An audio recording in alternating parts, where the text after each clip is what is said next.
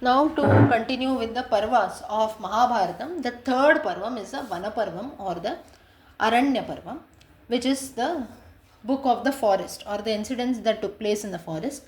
Now Aranya Parvam somewhat has got about 300 plus 324 325 chapters you can consider, and it is divided into about 21 subsections, or you can say sub books also. So it is a big parva. Further, like there are some editions also which will have about 300 chapters, about 15 16 subsections and so on. So like this there are different variations. It is one of the longest parvas of Mahabharatam. It talks about the 12-year disguise of the Pandavas in the forest, what are the lessons that they learn, how they built their character. So mainly the Pandavas, when they lived in the forest for 12 years, that was their actual testing period, right? So they had to endure a lot of hardships also along with Kunti Devi. So that's the reason it is one of the longest parvas of the entire Mahabharata. Further, it has lot of discussions on ethics, values, virtues also. So the various subhashitams or good sayings that we get from Mahabharatam, major chunk is from this Vanaparvam, that is it.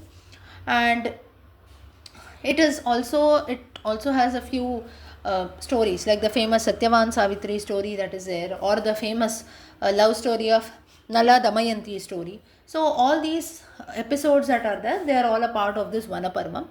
You also have certain mythical stories, myths you can consider. Myth is something like maybe not full 100% true.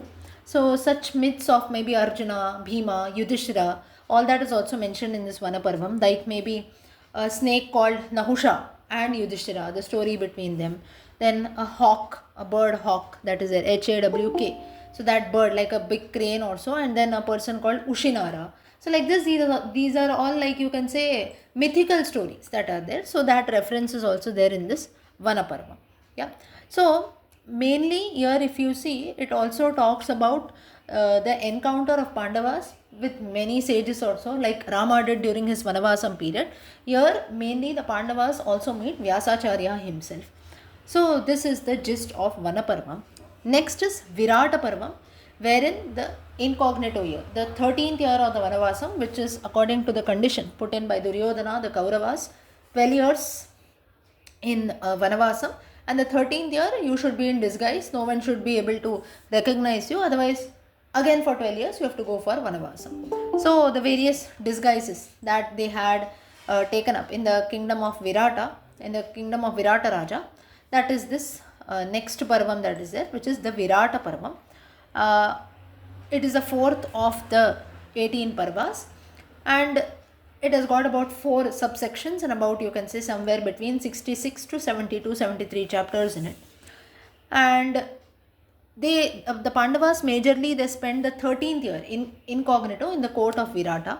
And mainly now if you see here, Yudhishthira, he is like a minister also, like an entertainer to the king, you can say. And he calls himself as Kankaha. Bhima was a cook, Ballavaha. Arjuna dance, Brihannala, dance and music. He dresses himself as a woman. Nakula was known as Granthika. He used to tend horses also. He used to be in the stable only. And Sahadeva, the last of the Pandavas, he used to herd cows, and he called himself as Tantipana. And so basically, Nakula and Sahadeva used to be taking care of cattle only. Nakula used to tend horses, Sahadeva used to herd cows, and Draupadi, she was like a maid servant also to the queen Sudeshna, and Draupadi had named herself as Sairandri. Yeah, so the Sairandri, this reference comes in many stotras also.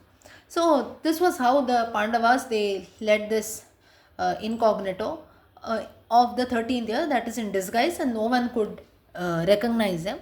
In fact, there is an instance wherein Arjuna was, in fact, you can say that almost an war emerged also.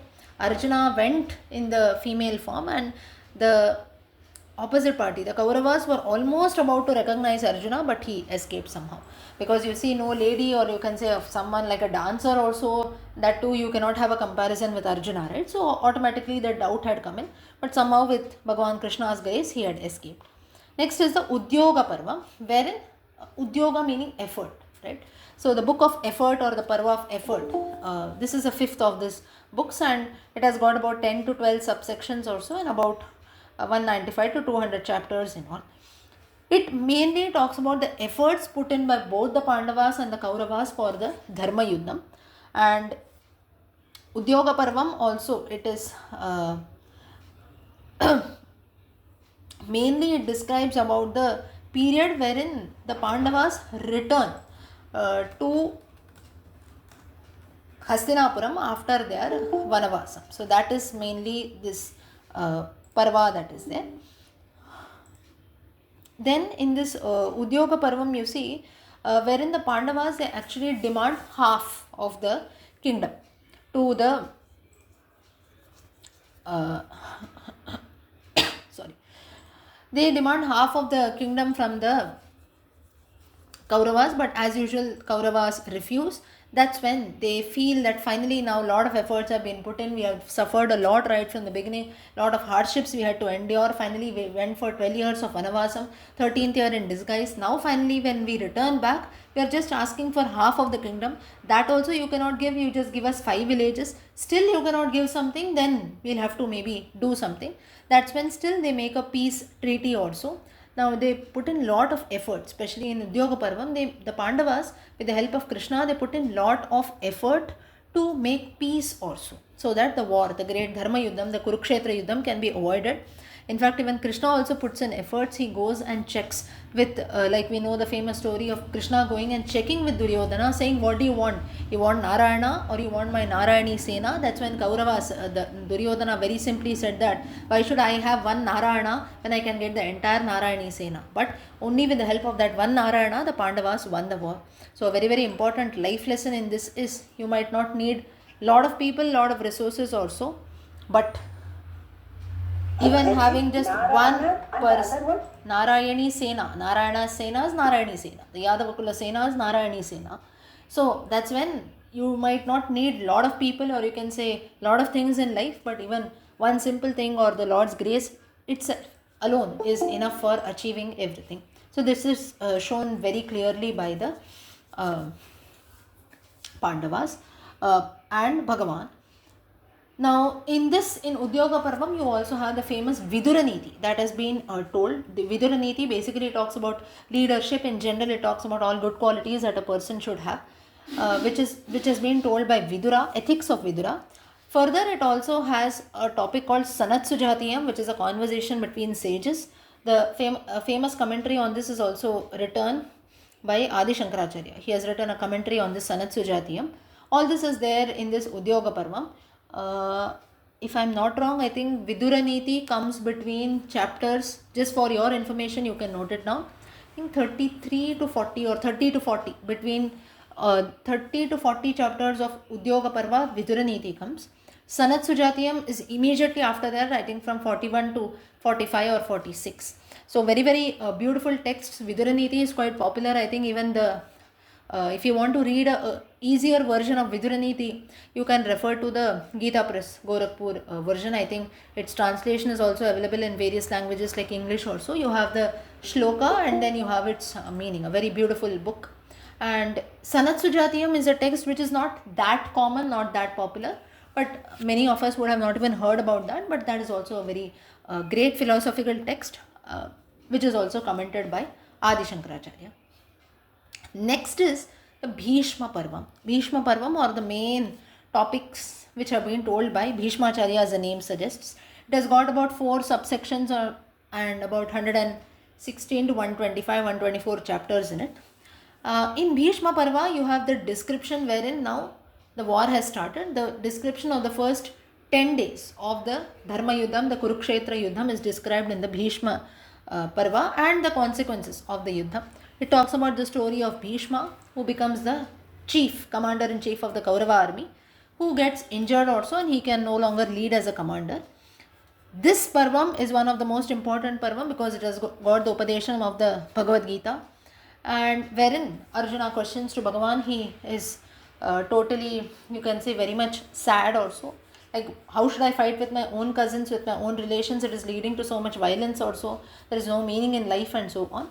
And all these doubts of Arjuna are very beautifully answered by Bhagavan in the form of the Bhagavad Gita. Through the medium of Arjuna, the same Upadesham is given to all of us also. And further, you can say one more special feature of the Bhishma Parva is other strategies of war that are also very beautifully described in the Bhishma Parva, and how different troops, like in an army you have soldiers, you have elephants, horses, so how they should be managed properly.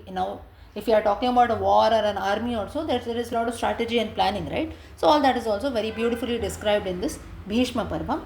And the main theory that we have in history also, few of us would have learned, the just war theory. Just war is injustice, justice, right? So in that sense, just is used. How war should be fight in the right manner by following proper dharma, by following proper rules. That is also very beautifully described in this Bhishma Parvam.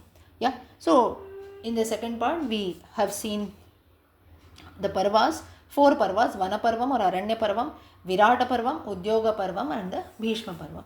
Drona Parva onwards we will look next time.